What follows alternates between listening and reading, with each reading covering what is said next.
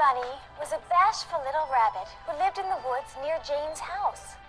Every day after school, Jane would watch Betty Bunny as she hopped along, nibbling on plants, happy as she could be. She loved her home in the woods. One day, Jane thought, "Oh, isn't Betty Bunny cute and cuddly? She would make a nice pet."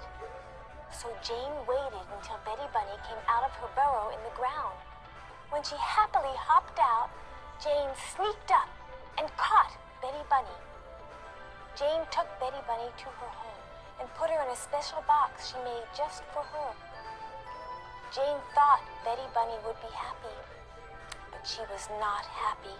She wouldn't hop and she wouldn't play. She didn't even want to eat. She missed her mom and dad and her forest friends. She wanted to go home, but Jane didn't understand that. The next day, Jane went to play in the woods near her house. Mrs. Owl said, "Who is this girl? How curious!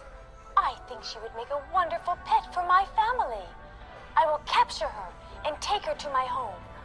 And so she did. Mrs. Owl thought Jane would like her new home, but Jane didn't.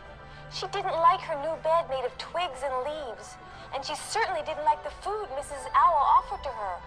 After all, little mice might be nice for owls to eat, but not for little girls. Jane was sad. She missed her mom and dad and her place at the dinner table. She wanted to go to her own home, so Jane used her words. She asked Mrs. Owl, "Please let me go back to my home where I belong."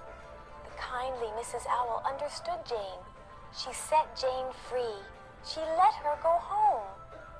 When Jane got home, the first thing she did was go to Betty Bunny. "I love you, Betty Bunny," she said, "so I will let you go back to your home where you belong. I want you to be happy. I understand now."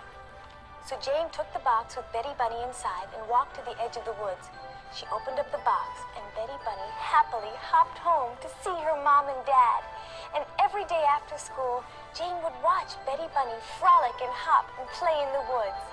And they all lived happily ever